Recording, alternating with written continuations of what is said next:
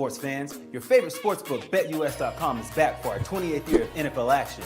With the industry's biggest sign-up bonus of up to 200%, BetUS offers our members the opportunity to cash in on all your favorite sports, including NFL, NBA, MLB, and more. We've also got hundreds of new casino games, including the coolest new European slots, and our live dealers are waiting for you at the table. Sign up at BetUS.com today to get into the action. BetUS, where the game begins.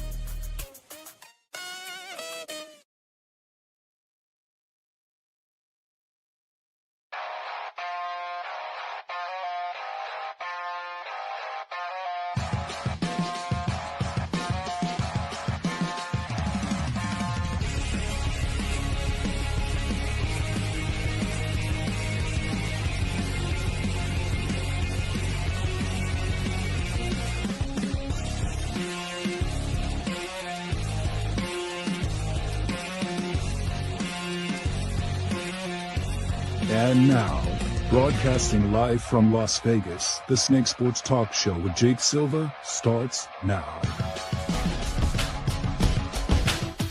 Here we go, ladies and gentlemen. We are back in live here on a Wednesday.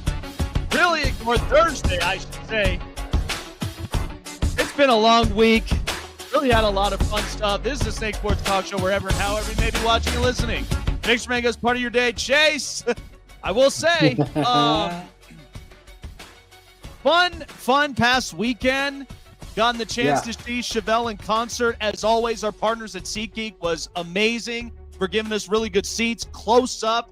But it was a damn good party. Mosh pits, crowd surfing, like there was everything. And I felt like I had to play O-lineman. But then you top it off with Broncos and Chargers on a Sunday in McGregor Square. It was a lot of fun. And then we got Red Rocks this weekend. So we've been pretty busy, but man, the NFL just continues to get busier and busier by the minute. It's Not insane. to mention we are in the heat of the moment where the playoffs are going to be happening for baseball. That's right. 3 more games left after today for the regular season, and it's coming down to the wire with the Cleveland Guardians and Detroit Tigers to see who is going to be in the playoffs. Right now, the Guardians hold a 1-game lead in the division after trailing 15 games back in end of June, beginning of July and everything. And now they're the Tigers are on the verge of not making the playoffs if they lose today. So yeah, no, it's going to be a crazy postseason.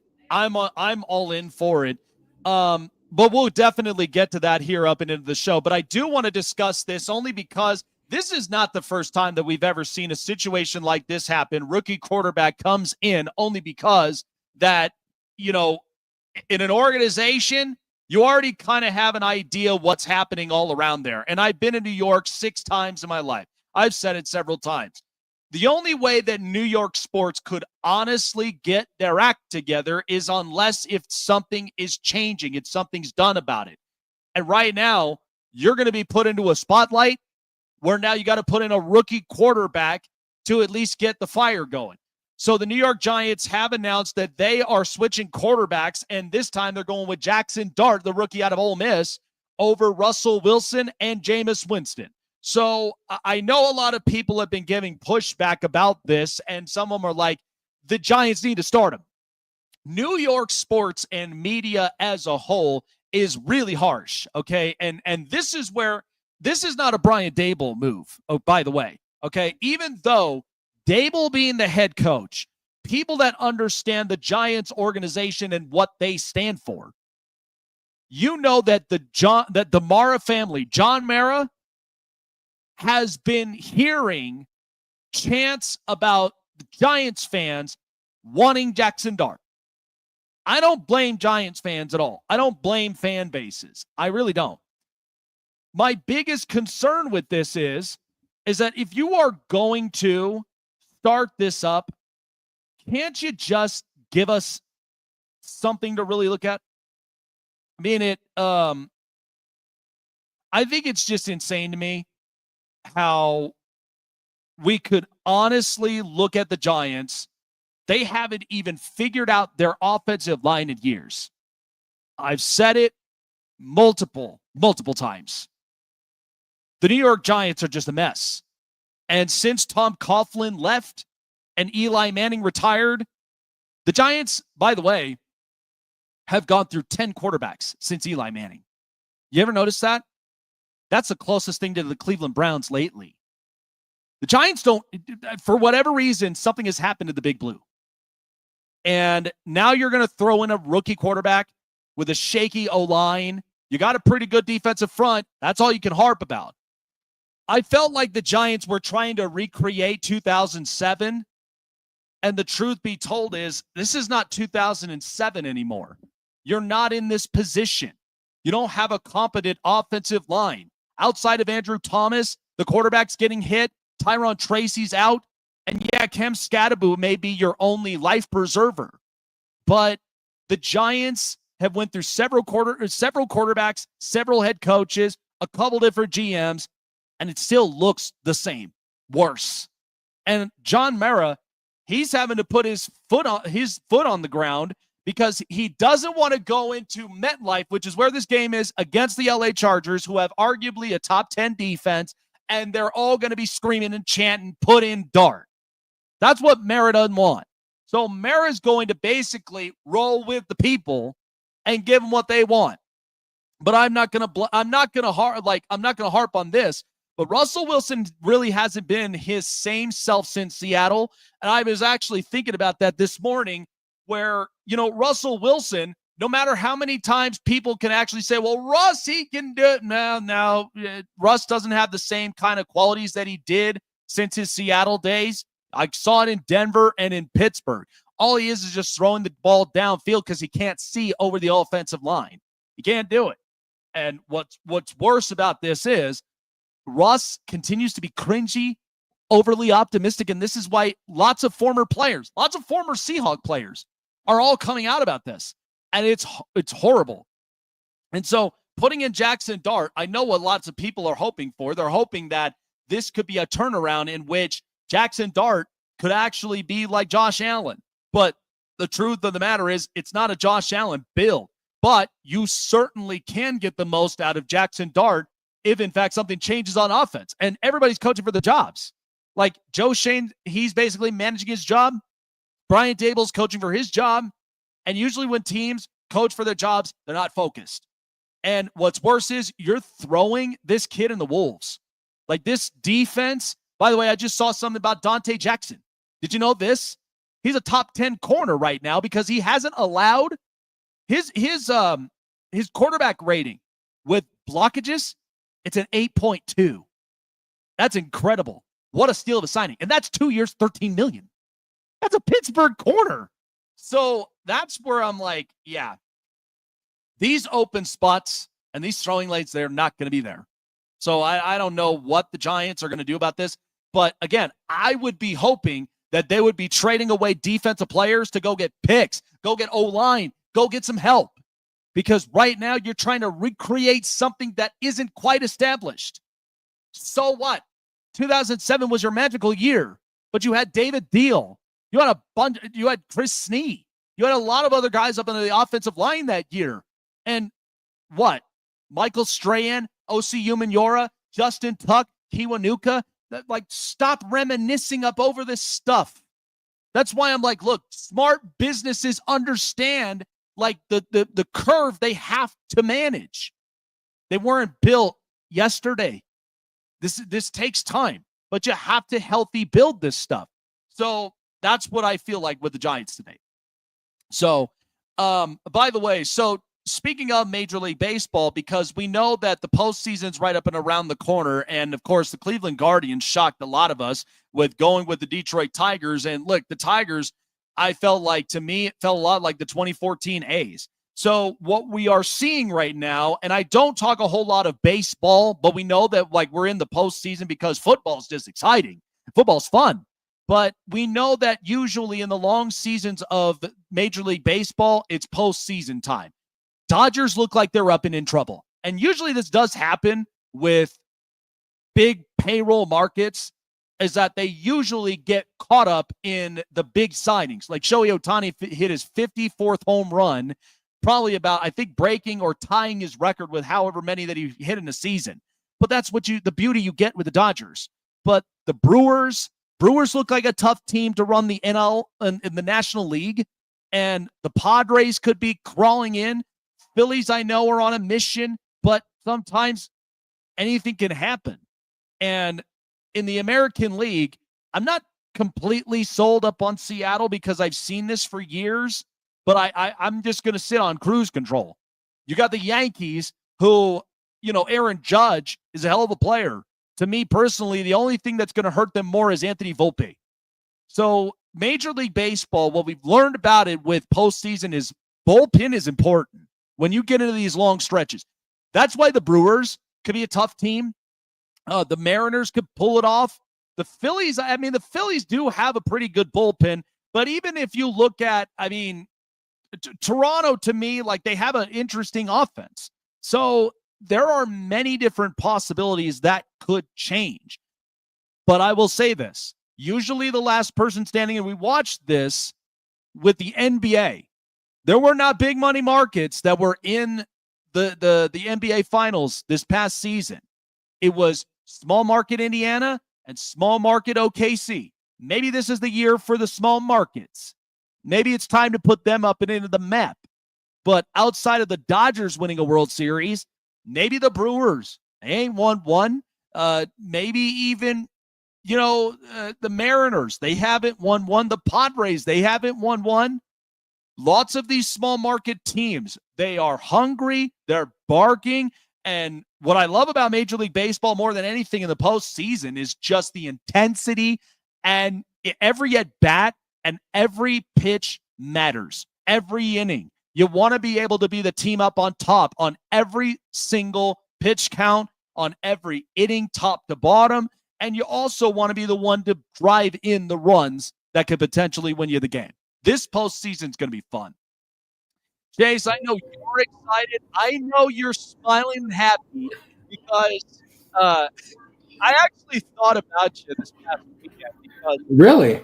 Yes, because first of all, if you were here Monday, I could already tell. Oh, here comes Chase. He's going to clap up. He's going to have his hands in the air because the Browns beat the Packers. And then all of a sudden, got a top defense in the league, man. And then you get the Guardians to just shock the Tigers to literally seal in the Central. There's a lot of surprises. Not yet. Yeah. There's 3 games left. We got the Texas Rangers after today. Yep. If we can beat the Tigers, we can beat the Rangers. Well, 2 games out of 3. Then we your clinch benefit the with the Rangers is that they shut down Corey Seager and Marcus Semien. They do not want these guys to get hurt. They want them available for next year. So you might actually have an edge. So, but that's kind of the beauty and the importance of it. But it must be pretty good with it must be pretty good in Ohio. Even though I will say, dude, I was not expecting the Guardians to make it to the playoffs just because of how bad they were around July, because they were 2 or 3 games under 500. They were their pitching was awful, bullpen and starting. Their hitting was atrocious, not even getting any run support. And then after the All-Star break, man, you get the end of July, beginning of August and everything, and they just start heating it up and start playing a lot better. Detroit is falling off and hitting that. We are basically the Detroit Tigers from last year and everything, because how they were, so many games back and everything, and didn't think that they'd make it. They make it in as a wild card team. But right now, the Astros, if the Guardians beat the Tigers today and the Astros win, Tigers are out of the playoffs. Yeah. It's crazy. And Cleveland, from what I'm hearing with the Browns, is that Kevin Stefanski wants to put Dylan Gabriel in. He is just waiting for the right moment to put him in, because the coaching staff apparently had a conversation on whether or not they should have started Dylan Gabriel this past week, or if they should have started Flacco. And the whole coaching staff agreed that they should give Flacco 1 or 2 more weeks. The offense is looking stale and stagnant. He's not throwing the ball down the field. He's doing checkdowns more than anything. And I just think he's not reading the field, like he used to, or like he did back in 2023. And the problem that we're seeing is look at what Dylan Gabriel did when he came in against the Ravens. Maybe it was the Ravens backups. I have no idea. He went 4 for 4 and threw a touchdown and everything. And I just think that this offense needs a boost. But we've got the Lions this week, the Vikings the week after, and then the Steelers after that. And then we got a lighter schedule with the Patriots, Dolphins, and the Jets. And I think that Stefanski's waiting, I think, until we get to the Patriots before he decides to throw a rookie in the fire. Yeah, I mean, the only thing is, Cleveland's defense is by far top. Like, I'm not even going to be arguing that. And the only thing, they needed a spark up on offense. I know that we talked about this. We knew that this was going to be kind of the year where they need to figure something out up on offense, and who knows? Even if you get Dylan Gabriel up and in there, are we sure that he's going to be sharp? Are we sure that he's going to be that kind of quarterback? And then, of course, the whole Deion Sanders thing just doesn't even make like a good look for Shedeur either. So I'm hoping that something will kind of come up of this, but I thought it was interesting. And again, we got our top 10 today because we had actually do not have the Eagles at number 1. I swear, dude. If you do, like, it is absolutely insane. You're gonna love it then because dude, you cannot have them at number 1. They have had, if it wasn't for them blocking that kick and everything, they would not be there. They would not, because Jalen Hurts has not put up the stats of a normal quarterback, and everything. They're relying too heavily on the push.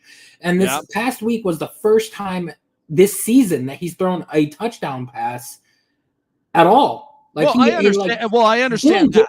Had more touchdown passes than Jalen Hurts, except for last week. Yeah, well, I understand that. Again, I understand it wholeheartedly. But, look, let's take a break. I'd put the Bills over them. Even though they just lost to them, I'd put the Rams over the Eagles. I would go ahead and put the Colts over the Eagles at this point.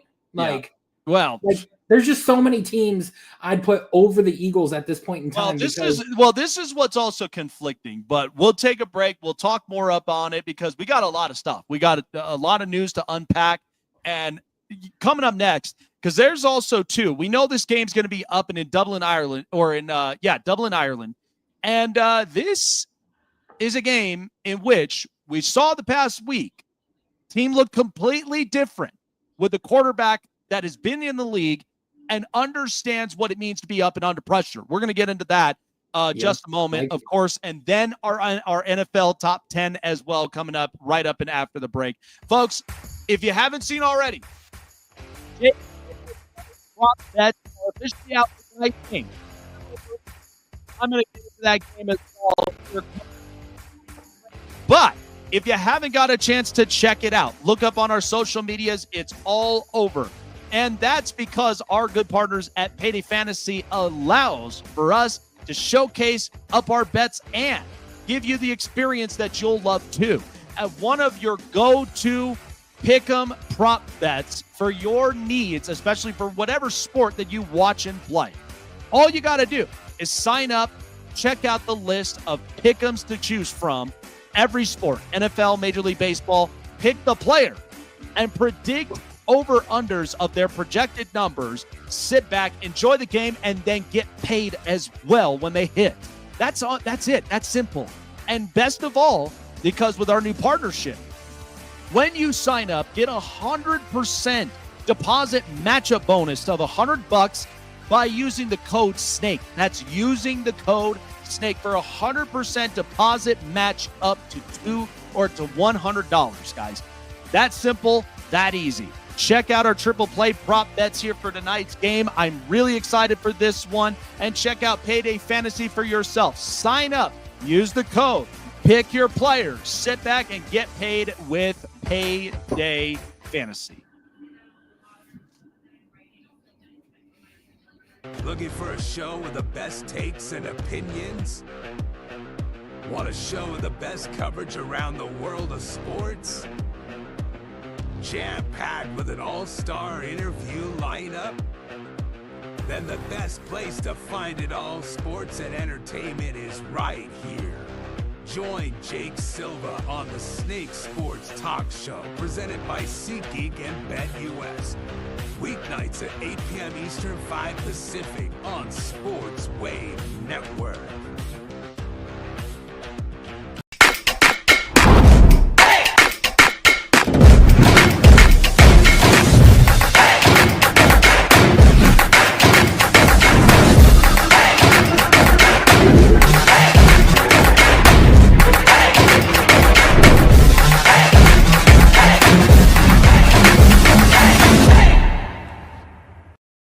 Want to find your seat for the event of your choice but can't get one that fits your desire or your budget? Well, my friends, SeatGeek has you covered. SeatGeek is the official sponsor of the Snake Sports Talk Show. With a list of over hundreds of events to choose from, SeatGeek will assure you that you won't miss your seat with the amazing view of your choice at the most affordable price. Whether it's looking for your best seat in the house of your favorite sports team, finding live concerts that get you closer to your favorite artist, or enjoying your spot at your favorite live shows, comedies, and more, SeatGeek has it all just for you.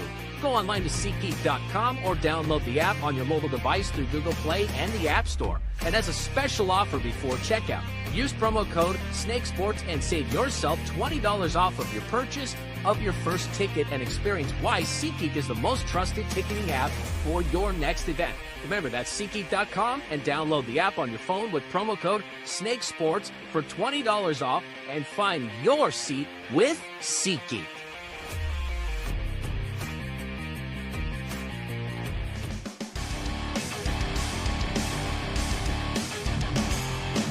Welcome back here onto the Snake Sports Talk Show, ladies and gentlemen.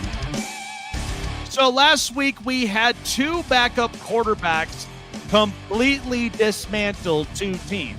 Marcus Mariota of Washington dismantling and breaking the Raiders, and then Carson Wentz and the entire defense led the Vikings to beating Jake Browning and the Cincinnati Bengals. I know Bengals fans are just absolutely just going ballistic with just everything that's been happening. But I do want to take a moment to basically talk about this, because one team in particular, they're playing overseas this week.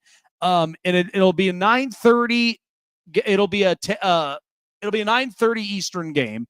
And we all know that usually a lot of these international games, like, people kind of like them. People are kind of so about it.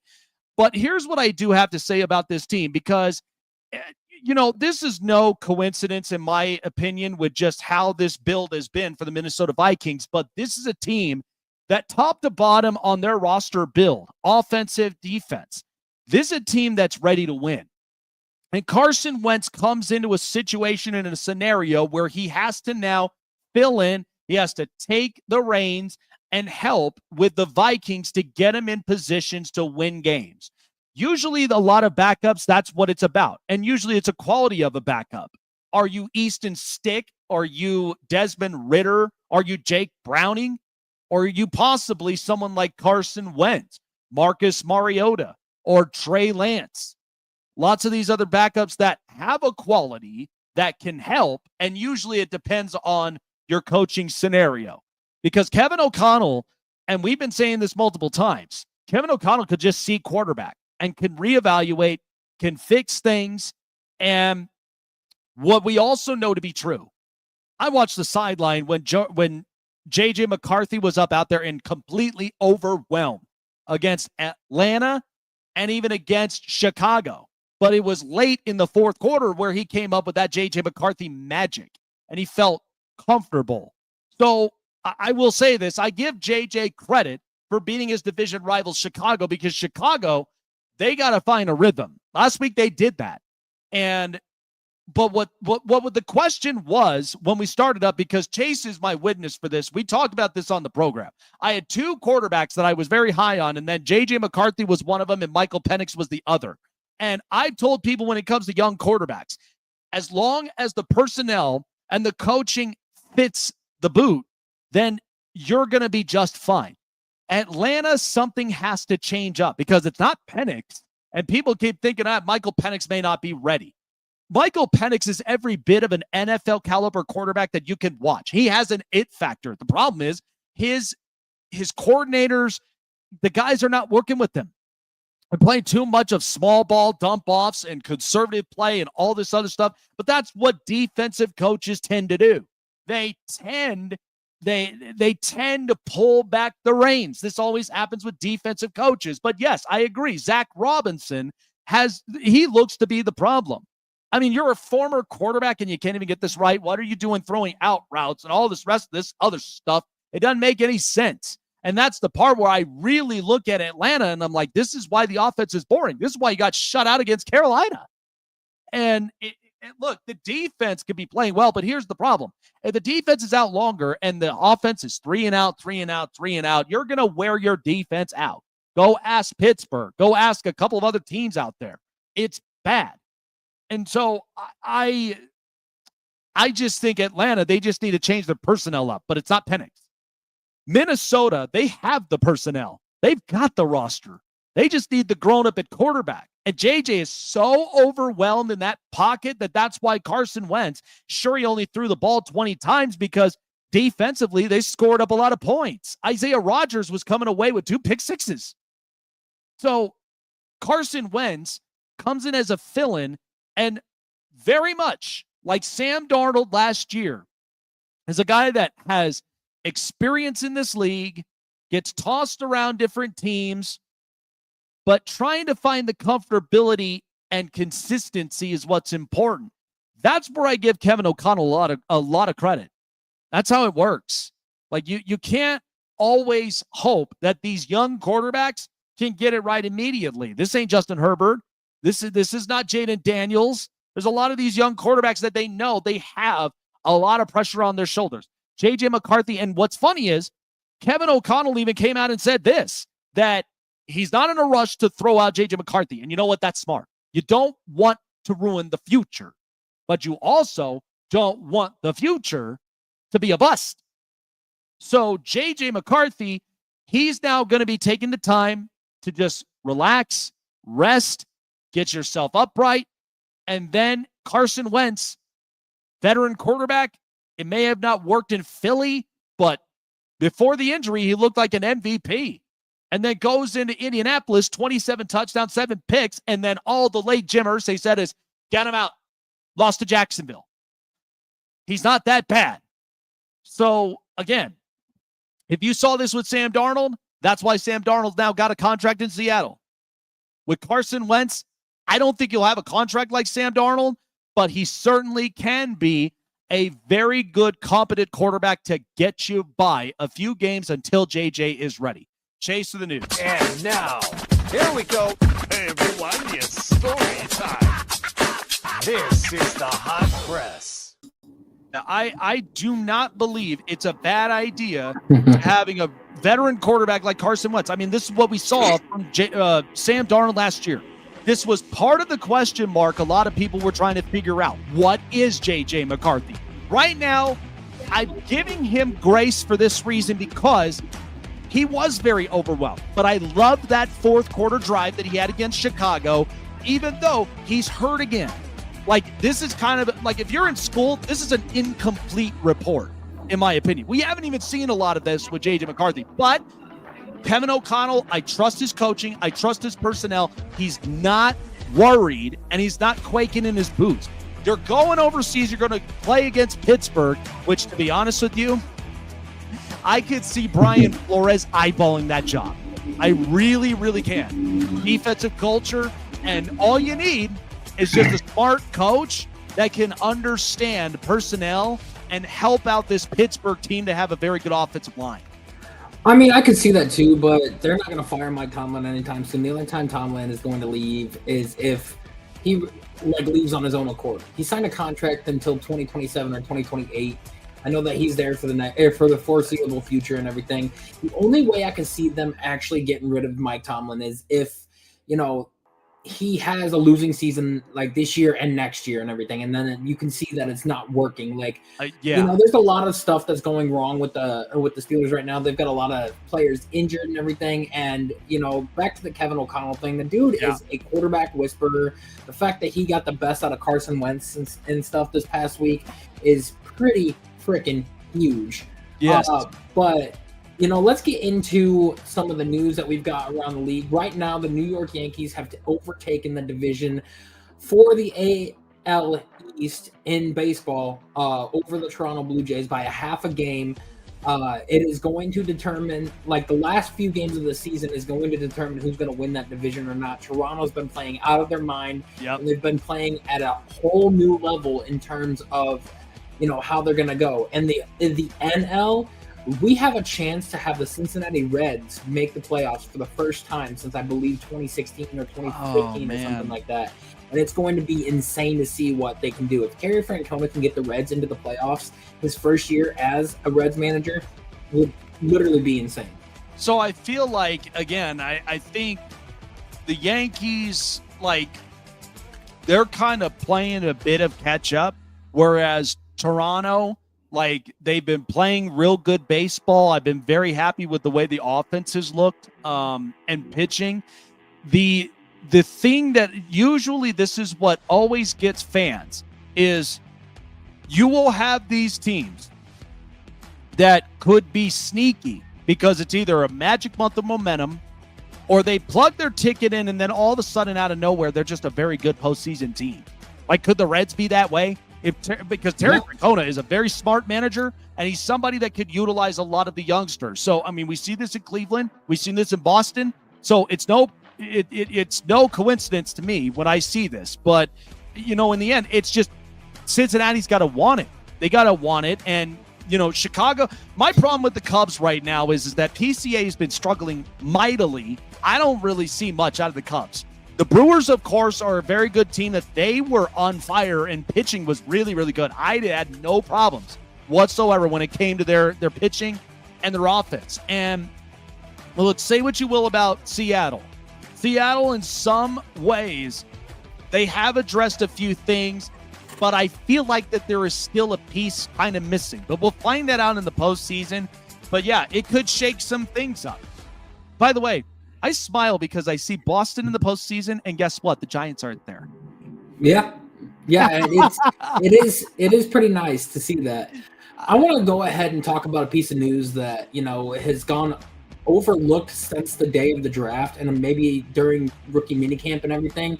We got to talk about, as of this moment, it is looking like the Browns won that Travis Hunter trade, because right now Travis Hunter has not performed up to the duties and level of a number 2 overall pick, and what everybody thinks he has. And then the picks that we got for those 2 Jaguar picks, Quinshon Judkins, who is leading all of the rookie running backs in rushing yards and with only 28 attempts and missing his first game of the season, and then Mason Graham, who as a defensive tackle has a 94% pass rush win rate, and normally it's at like 10% or 12% for a defensive tackle. And that is the second most important position on a defensive line for your edge rusher to actually succeed and be really well. And right now, it is looking like they've got 2 dogs in Mason Graham and Quinshon Judkins.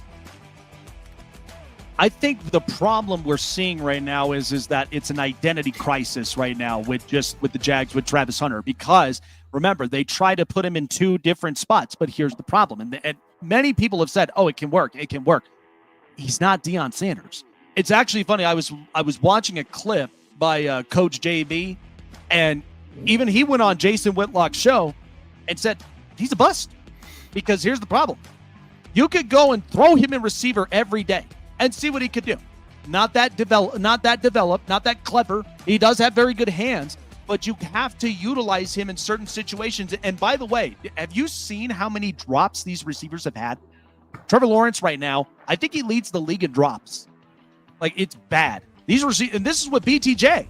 So, yeah, my biggest thing is like I've said this before, and I knew this was going to probably be a problem, but you could not possibly have, you know, Travis Hunter be your number 2 corner up out there and then be another receiver. He's got to be a plug-and-play guy. If you're going to be an everyday receiver, like you kind of want to go with where the money is, because corner, they make a good amount of money, but it's not substantial like wide receiver. And by the way, look at how conflicting a lot of these offenses have been now in just about 3 weeks. People thought this was going to be wide receivers again. No, it's running back. It's running back. It's physical play. And the linebackers, the defenses are really showing up. So I'm not surprised by this, but I do think they have to come to a decision seriously when it comes to future and health with Travis Hunter. They're 2-1 right now, but that is a 2-1 team I do not trust.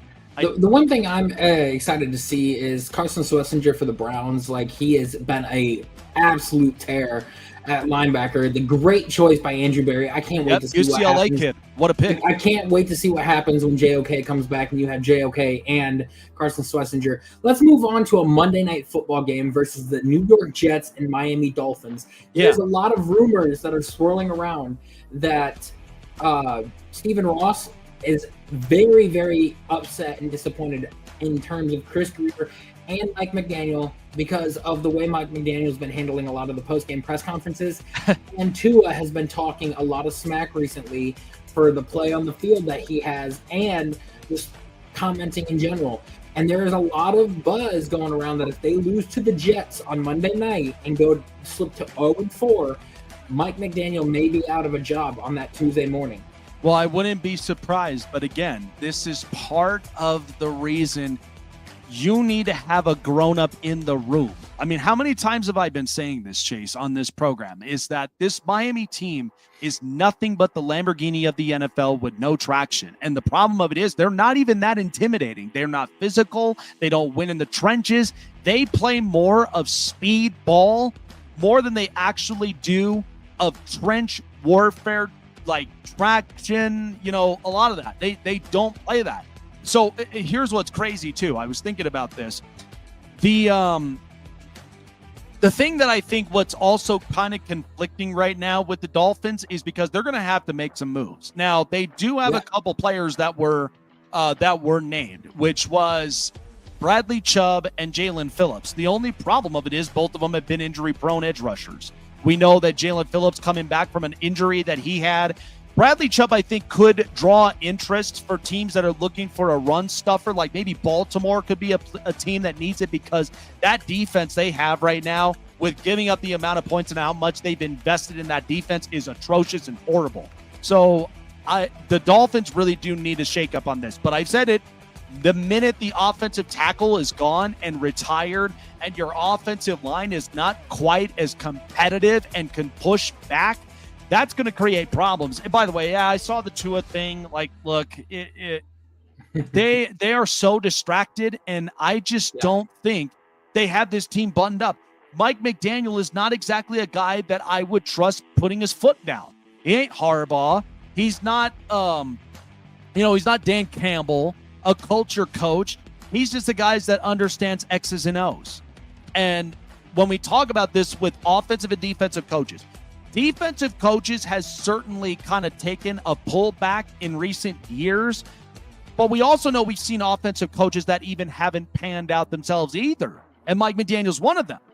So I do think that the league is transitioning into a defensive coach era. I think it's also transitioning because if you look at all of the defensive head coaches that have been hired over the past 5 years, there's a lot of them that are starting to work. DeMeco Ryans, Dan Quinn, Sean McDermott, Well, here's the thing I will push back on from here, because Raheem Morris, nothing seems to be working there. And they have a very good they have a defense, but nothing seems to be working there. DeMeco Ryans, I'm going to actually transition into that after the break. But because we do have to talk about Houston, because a lot of people, they are really concerned about CJ Stroud and the way the Texans have been looking at it. They're playing the Titans this week. So there is a lot of concern up from here. I'm not concerned about CJ. I think it's more or less his O-line is just that bad. Well, that's the thing. He's been the most sacked quarterback in this league, or in this year, other than I think Joe Burrow. But that's why O-line. So, but that's why I said I think it's going to be interesting when I discuss it. But it's and then I also look at. I mean, you saw Robert Saleh get fired last year with Aaron Rodgers, and you saw how that debacle. But that's because the Jets are not really a franchise. It takes stuff seriously. So they don't have a quarterback either. Like a good quarterback. I'm talking about the defensive coaches that have taken a hold of a team that has a decent quarterback and a decent they're willing to hold to hold things accountable. Guys that have taken over good situations and have had success. Well, that's the thing is, and I also do think you've got to have a coordinator that knows exactly how to work that. I mean, with Dan Quinn right now, Dan Quinn is somebody that is tough. He's physical, understands that with the defense, and he has Cliff Kingsbury as his OC.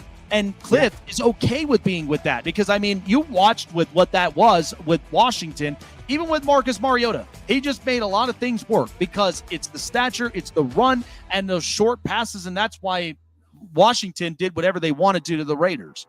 And then tonight's going to be a good testament to see what Mike McDaniel or Mike McDonald or Jonathan Gannon can do, because the Seahawks have been good with McDonald the past couple of years, and Jonathan Gannon has been slowly and steadily increasing the win rates of the Arizona Cardinals. So like defensive coaches, I feel like are going to make a comeback in terms of being good head coaches and everything, because like a lot of these young offensive minds or these young offensive guys that want to be offensive coordinators aren't getting a shot because they're trying to be the next McVay and Shanahan. Well, and I don't think it's that. They're just not getting their shot because you got all these offensive minded head coaches that want to come in and call their own plays, and they're not relying on their offensive coordinators. And then when you look at what's happening in Indianapolis. I mean, people were thinking Shane Steichen's up and out the door, and then Indiana Jones saves the day. Like that just saved the job. Like, he's not the future, but he is somebody that at least made him competent, because look at that roster top to bottom. The Colts roster is really good. And now you see exactly what that looks like when you have somebody that's competent. Unfortunately, the Giants, they don't like looking at that. So, They don't. I mean, it's going to be interesting, and it's going to be, I feel like I like, you just give it another 2 or 3 years and you're going to see a lot more defensive-minded head coaches in the NFL, and you're going to see the young offensive minds that they bring along with them that can actually call the plays and everything, and see how well their offenses are. Because, like, I feel like the era of offensive-minded head coaches is going to die off in the next few years, and you're going to see that drastically change. I guess we'll wait and see. Yeah. Jace with the news. And now, here we go. Everyone, it's story time. This is the hot press. Like how sleek that you were when you're like, yeah, like you already know it's gonna be a wave. But top 10 coming in about a couple minutes. So I do want to get back to that one. Oh God. Well, don't be spoiling. Come on now. So to talk about the Houston Texans, as Jace mentioned it here earlier, I am an advocate that wants successes for young people. I'm 30 years old, and I look around, and it's funny. I have these conversations with my wife and I, and we have serious conversations. That's why a lot of us, both of us, we work together in harmony, and that's why, you put a ring on it. But the thing is we are critical thinkers. We're outside the box thinkers, and we're somebody that, what we see and how we evaluate it and perspect it is what's going to give you what's on our mind. And all I say is that when it comes to certain generations, like the generation before mine, is a lot of times the young generation just want to be directed. They want to have structure. And then you got a lot of these kids right now that are opening up the doors and portals to stuff that, I see it all the time up in Denver. I'm not even going to get into it, but, there's a lot of this stuff, but the whole point of it is these kids need structure. These kids need balance and understanding. It's the same thing that you could say for NFL building organizations. Like, for example, what makes teams right now that are competitive, I'll give you an example, the Chargers. Jim Harbaugh gets along with everybody. And what's good about it is that he sees, he evaluates, but he lives and breathes football. Okay, he talks about it all the time. Justin Herbert even admitted that. And what's good about it is that Herbert, who's been in the league, they both understand each other's language. Win games, protect the football, and don't give up on plays. And be clutch. Calm yourself, slow yourself down, and then be able to execute. It's all direction. Sean McVay, I feel like is a culture coach. We said this last year. The culture is so strong with them that even if the Rams didn't win the game against Philadelphia, look, they know that they can't let that slip away. They need a corner. They understand that. But McVay's culture is that he's getting it done with Matt Stafford and with a young core defense. It's the very culture that it is. When I think about some of these other teams that are struggling, which is why we're going to see Jaxson Dart out there this Sunday against the Chargers with the Giants in MetLife, because you have a shaky O-line that you haven't fixed in years, and you keep harping about defense. And that's why this kid, I hope he turns a lot of people's heads. Really do. But Michael Penix, people think that because Penix didn't even score a single touchdown, not even a field goal, that it's Penix's fault. It's not. I watched from every part of that highlight. Penix was put into a position where it's so conservative. I've watched this in 2 straight weeks. And then by the time I came up in that division rival game against Carolina, you had to have been feeling embarrassed if you're an Atlanta fan.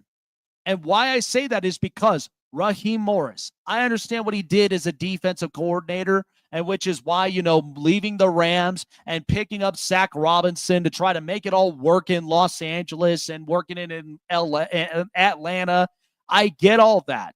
But at the same time, Zach Robinson is having a problem with developing his left-handed quarterback who can sling the ball, score points, give you something. Atlanta should be they should be a top 15 offense, but they're not looking like that.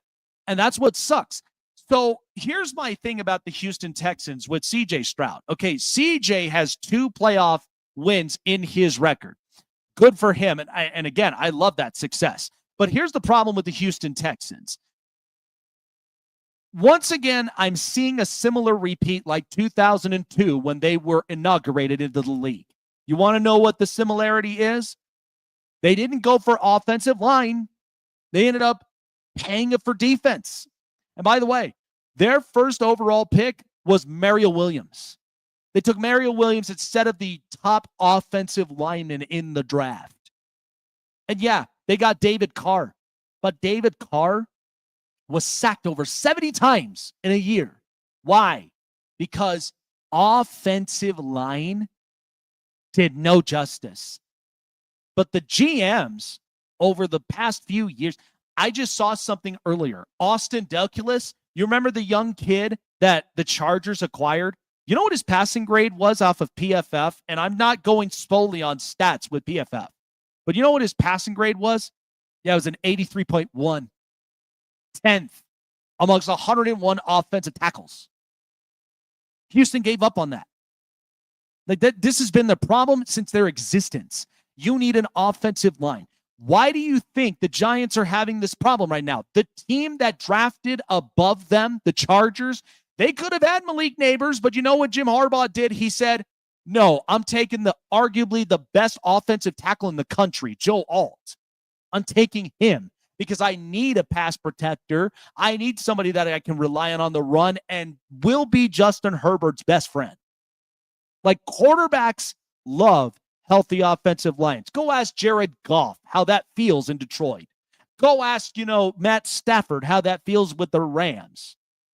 Okay, this is not rocket science, but this is exactly what happens with some of these organizations. And I'm not pinning it up on coaching, but GMs also know that we know GMs can make mistakes. They're human beings just like all of us. We're prone to make mistakes. The question of it is, what are we willing to do to make up for those mistakes? Are we willing to do the right thing? Or are we just going to keep constantly do this until it gets us fired? So Nick Caserio, okay, he's been riding a 2-year train. The 2-year train is over. We got CJ Stroud's film, and they're getting to him, and he's getting abused.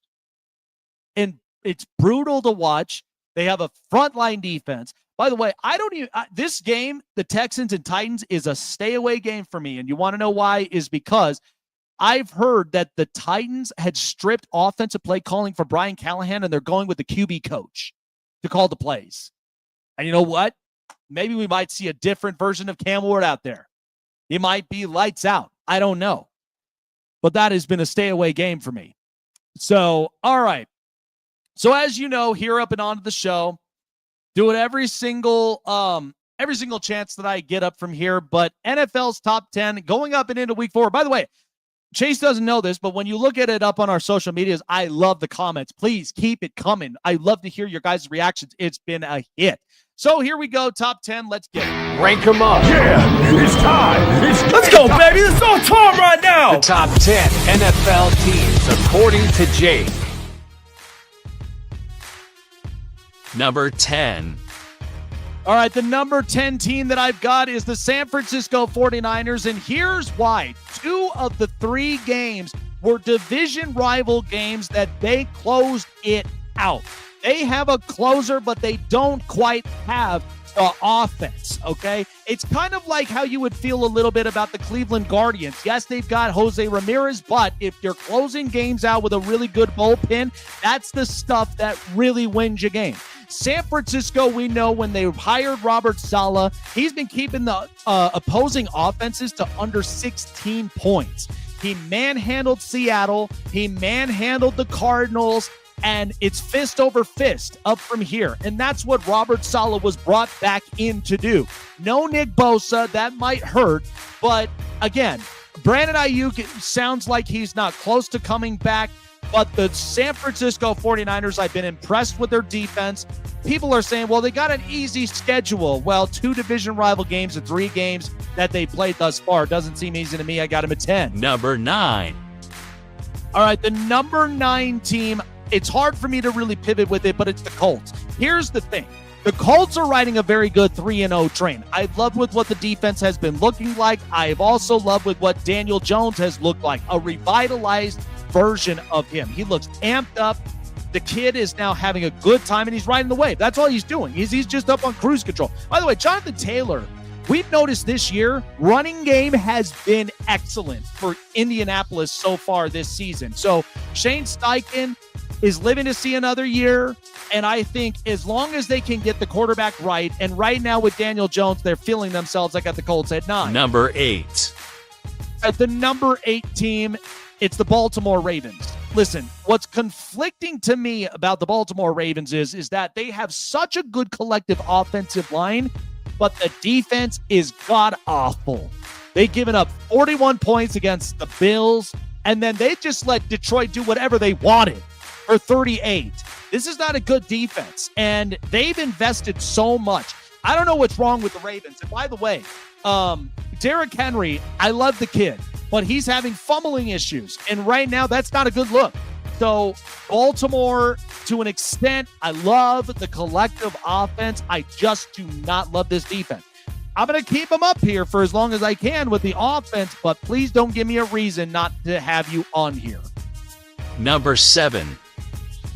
Number 7 team, I've got the Detroit Lions. Because here's the thing. They had a stinker against their division rival, the Green Bay Packers. But then what did they do to their other division rival, Chicago? They tossed them around. They embarrassed Ben Johnson so badly and reminded Ben, it wasn't just you, bruh. So Detroit, their offense looks good. Jared Goff, he's been throwing dimes. And by the way, even in that game against Baltimore, I mean, yeah, they gave up 30 points, but that was a competitive. And by the way, Dan Campbell, as a culture-type coach, goes for it on 4th down. He's gutsy. He doesn't care. Like, they have kept their identity, which is what I'm very proud of the Detroit Lions for doing. So that's a very good look for the Lions. I got them at 7. Number 6. So the number 6 team, I got the Tampa Bay Buccaneers up from here. Baker and company have been playing dangerous, but here's the problem is why they're not even up into the top 5. Baker Mayfield and company, they have been winning games that have been decided by a buzzer beater. And listen, Kansas City's done this in the past. The more and more you keep doing that, eventually it catches up with you. You might end up getting a loss. This could be an interesting weekend this weekend when they play the Eagles because there's no Mike Evans, no Chris Godwin.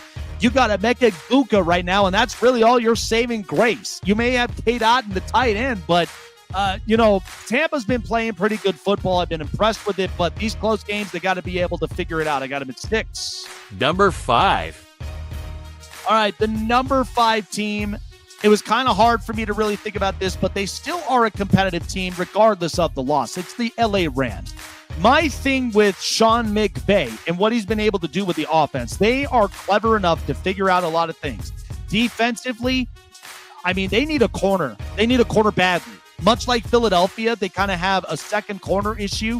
So maybe they might go into the trade market and get somebody up from here. But Stafford and Devontae Adams and Puka Nacua, this is a very good, competent offense. Kyron Williams running the football well. We saw Blake Corum come alive up in here. I got them at 5. Number 4. Number 4 is no question to me. The LA Chargers. My big thing about Jim Harbaugh and what he's been able to do, this team has been riding the wave for 3 straight weeks against division rivals, which is insane. Now they got to play in MetLife against the Giants with a new quarterback in Jaxson Dart. And the other thing that's also going to be interesting, by the way, defense for Jesse Minter with the corners, and I just read it. Dante Jackson has only allowed a rating of 8.2. They've only had 10 catches for 24 yards when he is out on the field. That is impressive. And Dante Jackson is somebody that's a ball hawk out there. So I got the Chargers up at 4. What a great defense. Number 3. All right, I'm not going to punish them too harshly, but I got the Green Bay Packers. Listen, the Packers, even losing to a game like Cleveland, okay, Cleveland's a great defense. Let's not over-exaggerate that. But we know there was some inconsistencies up on offense. They could not quite figure that out. So defensively, Micah Parsons, Rashawn Gary. By the way, Rashawn Gary's leading the league in sacks. This is a very good defense. Okay, this is going to be a get-right game for them this up-and-coming Sunday. So I have no problems. By the way, it's in Dallas. And a welcome home party for Micah Parsons. You know exactly how he's going to feel. Jordan Love is going to be fine, but you know that him as a quarterback, he's not afraid to take risks. That's what Green Bay quarterbacks usually do. So Love, I could see him rebounding. I got him at 3. Number 2.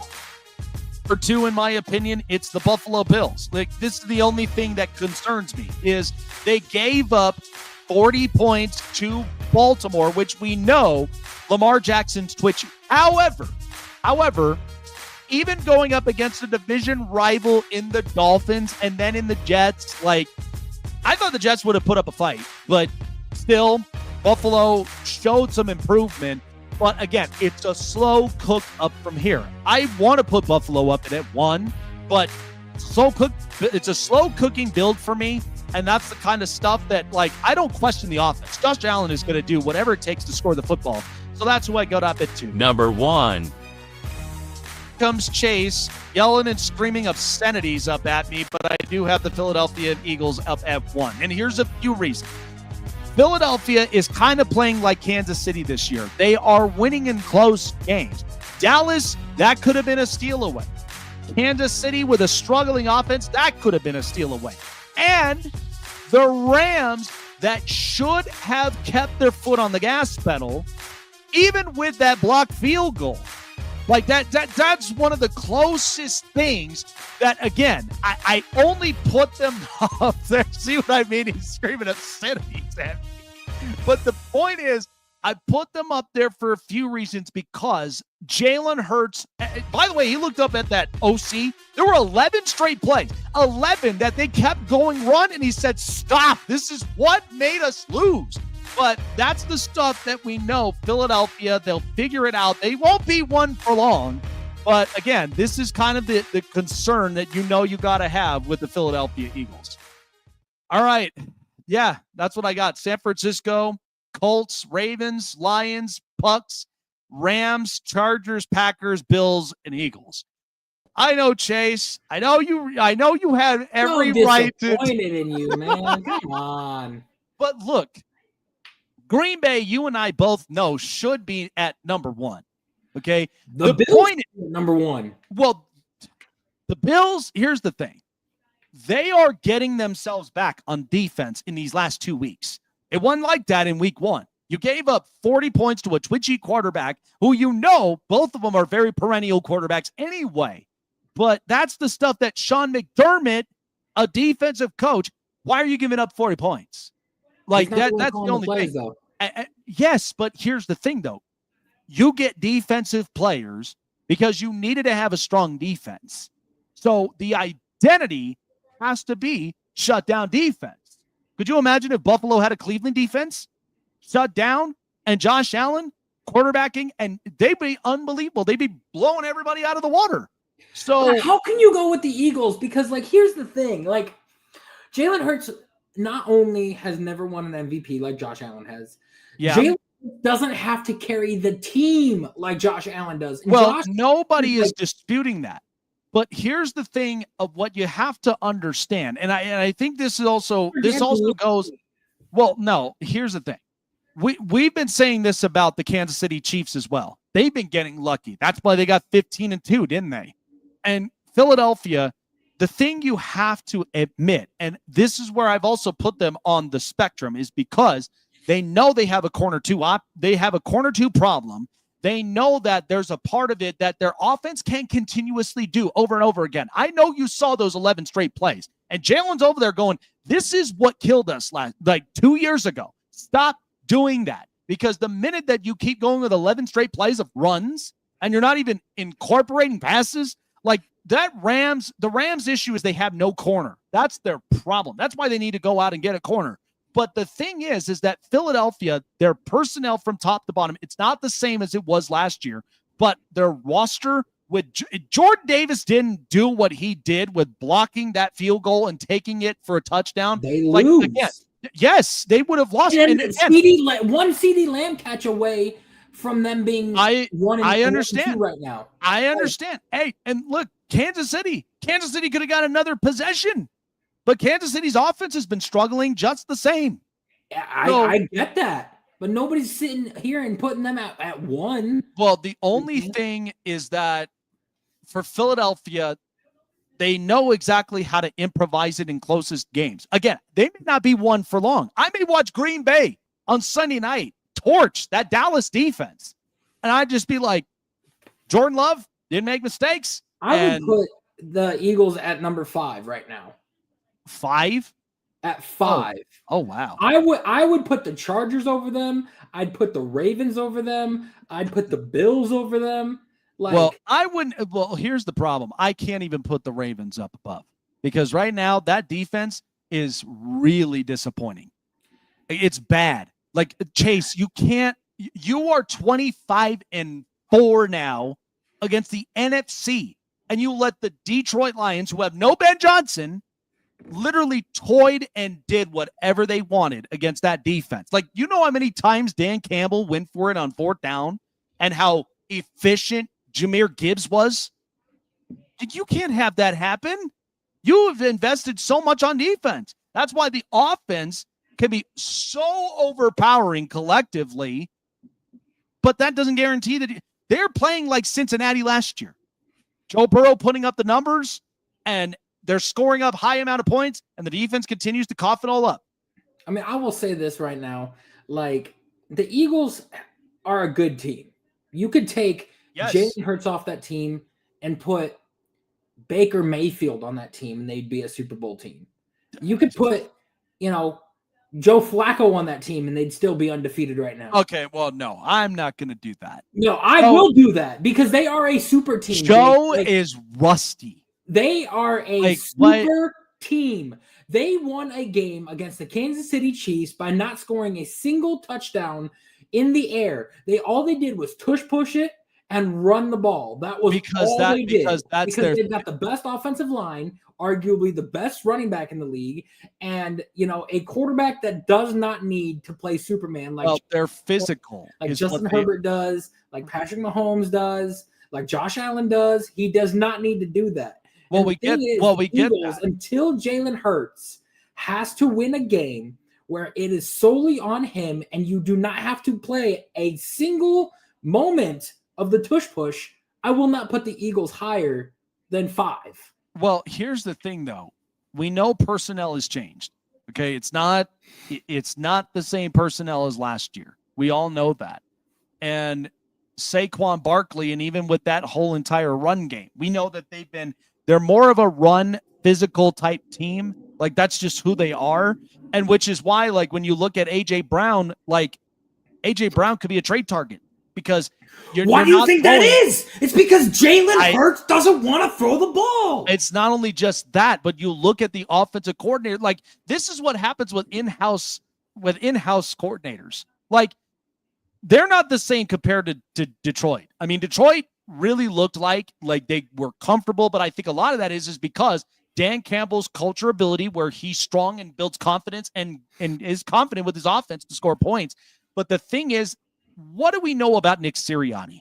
Sirianni has to basically play like the autopilot role. Okay, so he's got to let his coordinators basically do his thing, but these coordinators aren't even the same anyway. So they're establishing more run. They're not quite establishing the similar plays like Kellen Moore did last year. So that is some of those things that we know can be frustrating. But again, I just love how this roster build is from top to bottom. I cannot dispute it, but I do know they need a corner too. Okay, that's the one thing that we know Philadelphia needs. But again, they may not be number one next week. It could be Green Bay. It could be. I mean, I get where you're coming from, Jake. I really, really do. But listen to this. This shows you how much of a super team it is, and how Jalen Hurts is so overrated, and people are putting him in the top 5 conversation because it is bogus. Well, week 1, Dallas Cowboys, 152 yards, 0 touchdowns, 0 interceptions. Week 2, and 2 rushing touchdowns, 101 yards, 0 touchdowns, 0 interceptions for passing. Then you go to last year's stats, a 68% completion percentage, 2,903 yards, 18 touchdowns to 5 interceptions passing. But we understand too, like we trust me, we've been having these conversations for days now. Like we've had conversations between Jalen Hurts and Troy Aikman. People have been having that conversation because people know, like, look, Jimmy Johnson is respectively one of the greatest coaches that we've watched, both in the pros and in college, because we know he can recruit. We know he can put together rosters. And at the same time, Emmitt Smith, Michael Irvin, like these guys are very good perennial players next to Troy Aikman. But we know Troy can throw the ball. We know Troy Aikman can manage, which is what Jalen Hurts is sent there to be. Okay, and we know that. But that's because he is accounted for the build from Howie Roseman. Because Howie, the more he drafts, the more he makes trades and deals, this is the roster that you're going to put together. And all he has to do, play cruise control, don't turn the ball over, even if you got to run and get first downs. That's what their identity is. Listen, I don't say that's going to work all the time. Yes, you do got to instill some pass plays here and there, but they're not requiring him to be like Justin Herbert or Jalen or Jordan Love. They're not requiring him to do that. They're requiring him to just be a quarterback that can make the executions and improvise. But that's the point. Any QB in the entire league right now can get on that team and do the same thing that he's doing. Well, but again, you see with how quarterback top heavy that the AFC is. And then you also see with how roster constructed the NFC is. We've had this conversation multiple times. Like the NFC, like the only ones that you can possibly argue on if they continue to have these successes that they're having right now. Caleb Williams, Jaden Daniels, Jared Goff, and Baker Mayfield. And Matthew Stafford. You can have yes, and that's the thing. That could be the game changers. And who knows? These quarterbacks out of college that are coming out, like Lenora Sellers and Garrett Nussmeier, like these guys that are coming out, these guys could be game changers for the NFC if they land with an NFC team. So the only one that needs a quarterback is the Saints. The Saints need a quarterback, and again, hopefully Jaxson Dart will look good. Like I don't know if it's going to happen this week, but if I would have honestly have just put him in the week against New Orleans. I really would. Yeah, but then again, Mark Schlereth came out and he was honest about it. He said, I would have benched and cut Russell Wilson. You know how he feels about him. He doesn't like him. Like he's too cringy. The fact that he got his own office here in Denver is by far atrocious, and it's bad. It's bad for businesses. It's bad for a culture. That's why, like, you see a lot of Seattle players come out and speak about him because they know, like, it's just weird and it's cringy. So, yeah. Again, this is always interchangeable, but you're just like a lot of our fans that are out there that we're talking about it. We're commenting on it. We're reacting to it.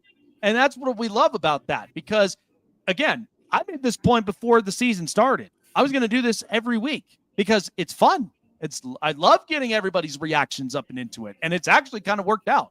But again, do you know how many times Bucs fans have came for my head? Like in 2 weeks. 2 weeks they did that.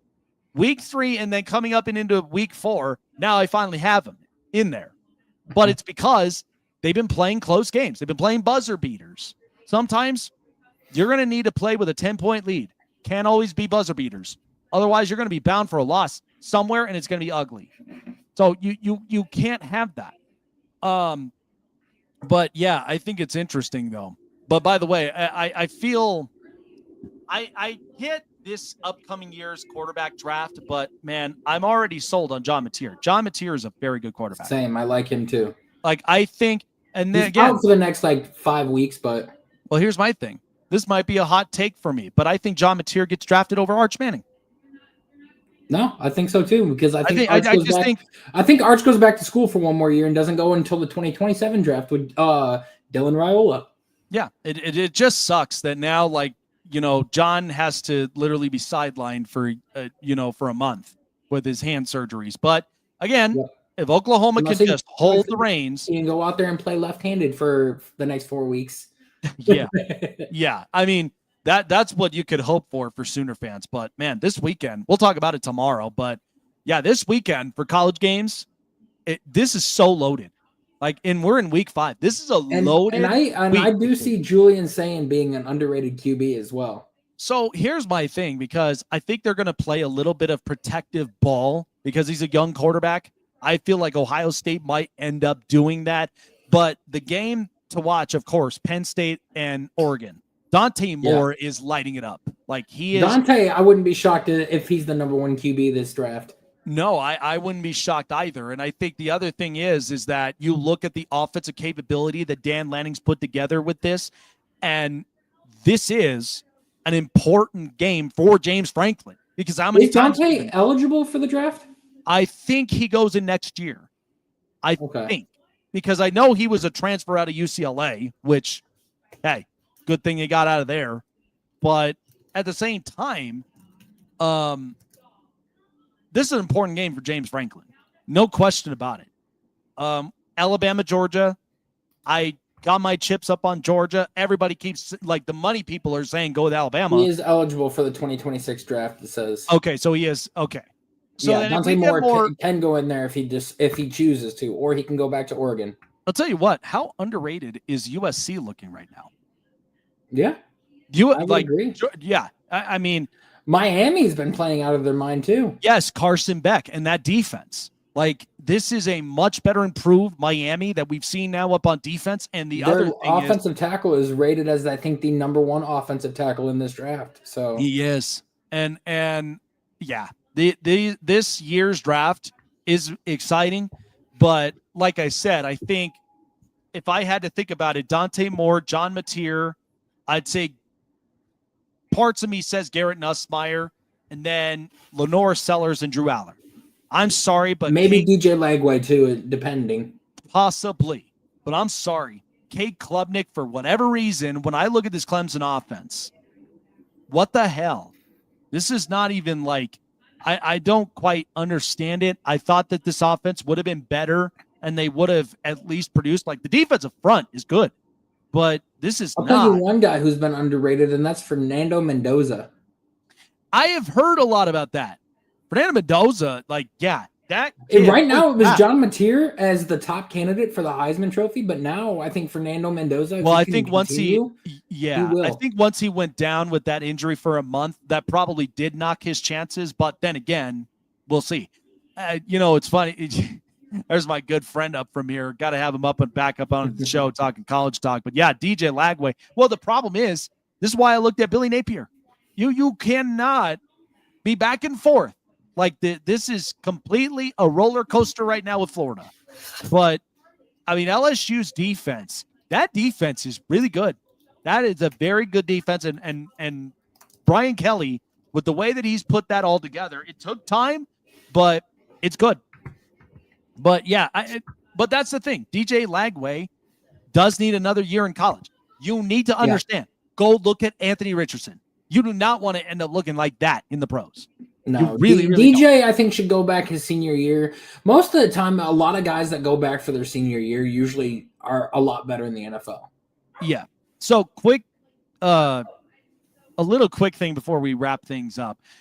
People have been reacting to, and I know we don't talk about baseball a whole lot, but we are going to with the postseason. But people are talking about the AL MVP race.